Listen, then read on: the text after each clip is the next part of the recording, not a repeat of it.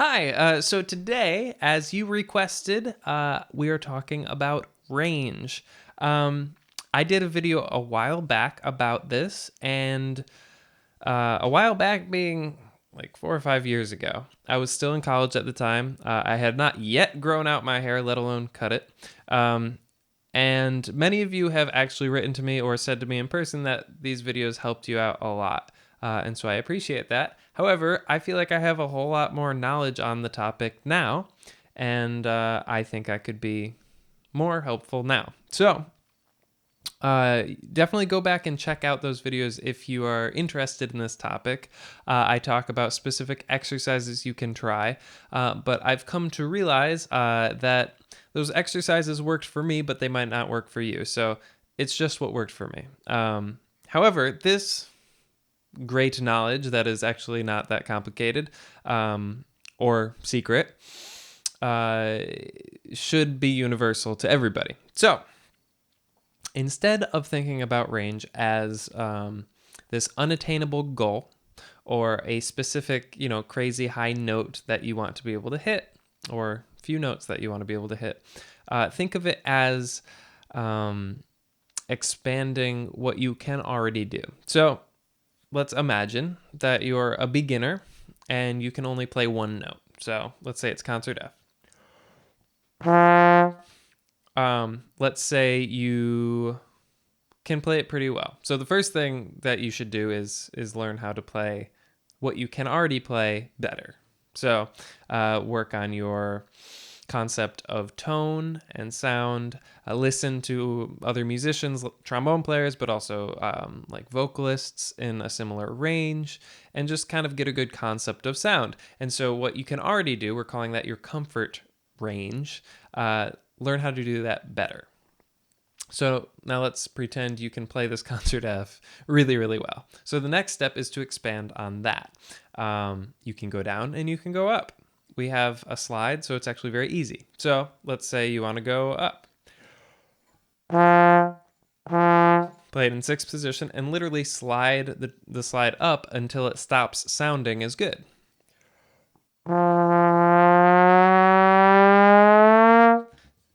So maybe you can't get all the way up there, but you can get further than just the F, right? And you can go down as well. But the idea is to keep the same quality of sound as you had in your comfort range. So this is all in my comfort range, so it doesn't change, but it's a good exercise to do regardless, to find the outside of your comfort range. So once you've defined what you're comfortable with, what you're familiar with, those are the same thing, but they're different.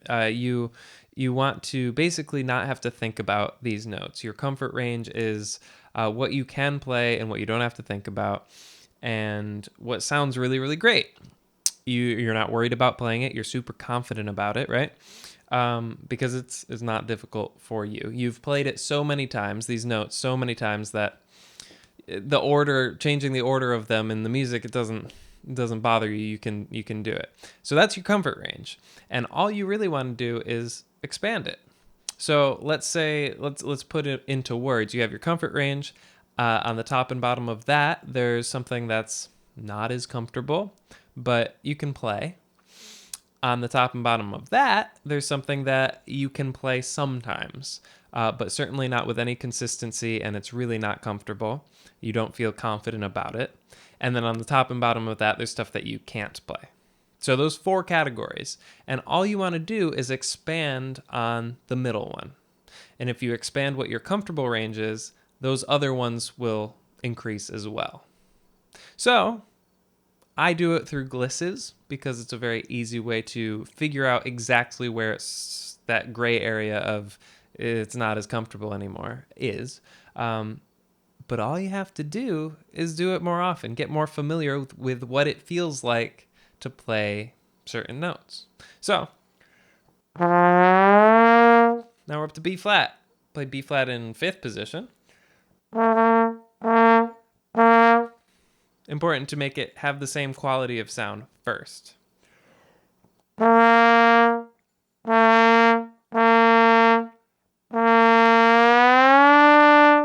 Right? right? So you want that same quality of sound, and now we're expanding up. So now we're at D. Now we're at F. And let's say that's not as comfortable for you. You've gotten to the point where it's not feeling as easy. Just play that specific area where it is starting to not feel comfortable. That's what you have to play. So let's say it's this E flat.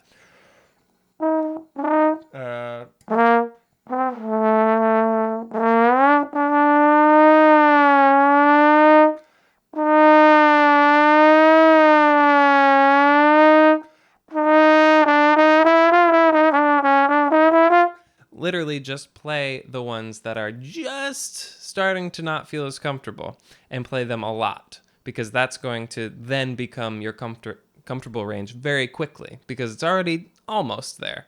You just want to bring it into what you don't have to worry about anymore. That's not mine yet, so I'm going to keep going. We're at F.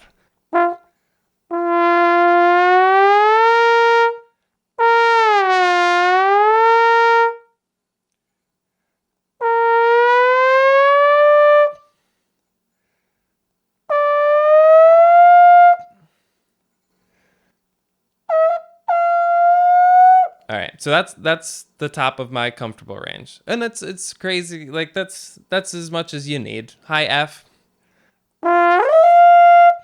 You don't really need more than that to be confident about, but of course, for the sake of exercise, we can keep going. So that is exactly where I would say, if I saw like an F sharp in a piece, I would worry a little bit about it. So an F, not too bad.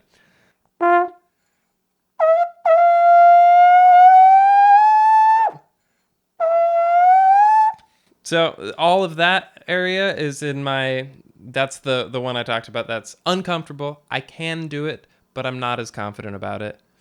Above that would be the stuff I can do once in a while, but it's nothing consistent. And above that is stuff I can't do. So again, for sake of argument, there's no real point of doing something up here, but except for the sake of this exercise. So we're up at a B flat. That's the ones that I can do sometimes. So the what, D? D flat. That's like the ones that happen once in a while, but there's no such thing as that being consistent for me. That's not something that I'm going to be able to do. And so the way to be able to do that, if I want to be able to play that D flat every day, which I don't,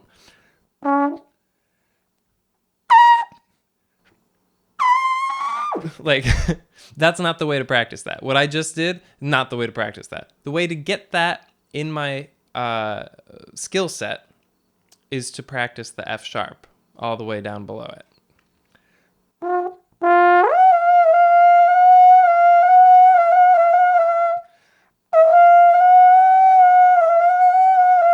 Right?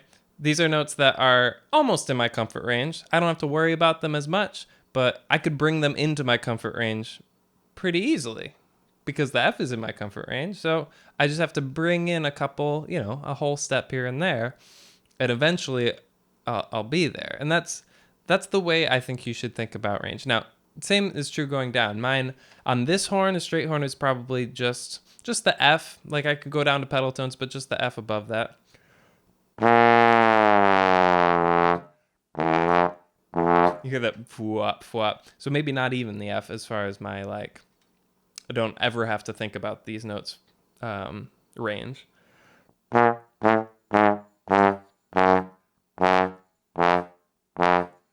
I think I would put it in. But that's some gray area where I would want to play those ones and then go expand from there.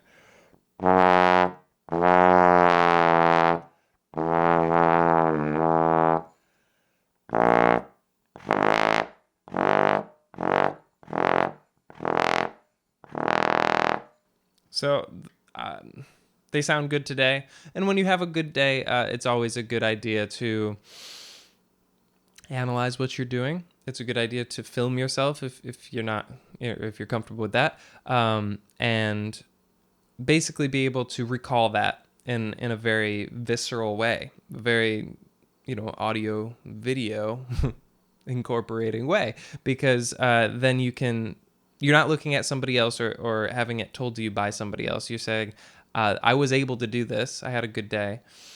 And now it's just a matter of making that more consistently the case. And so I encourage you to, if you're having a really good day, if you pick up the horn and it just really works, really sit there and analyze what you're doing in your mouth and with your posture, with everything. Take a little video of yourself doing it so you can recall that when you're not having such a good day. And basically, give yourself that little boost of confidence, which is like, I can do this. There's nothing in me that is not able to do this. So I'm going to cut it there because this has gone on a little too long already. But just in summation, find out what your comfortable range is. Figure that out. Write it down if you have to, but actually have a specific range that is your comfortable range. For me, that's my comfortable range. Nothing outside of that, I would say, is something I never have to think about. And then define maybe, or just say, start with half steps and whole steps outside of that range and start to bring them in to your comfy zone, right? And if you do that, the stuff that's outside of that will change. There will be a moving goalpost, and that's what you want. You want that goalpost to. So maybe you have a goal at maybe that high F is what you really want to be able to get to, but trying to play it before you can even get close is not really beneficial. If for nothing else, because you will see all of the notes leading up to that high F far more than you'll see that high F. So if you can't play the B flat below the high F, it's much better for you to learn how to play that B flat than it is the high F, because you'll see the B flat many, many times before you see the F ones, right? So it's all about just getting more comfortable with it by doing it more often, just establishing what it feels like to play these notes. That's it. It's not a hard concept to grasp. It's not a hard concept to practice. I like using the glisses because you get everything in between and it really shows you where it starts to not be comfy. And I think it will be very, very helpful. Again, go check out the old video if you are interested in that. I have a specific exercise. It's for playing higher range in context of music, but I think using this concept, it will take all of you to the next level rather than just a few where you have the same learning style as me. So thank you for watching. Thank you to Conselmer for sponsoring these videos. I have an album. It's called Half Man, Half Machine. It's available on iTunes and Google Play. It sounds a little something like this.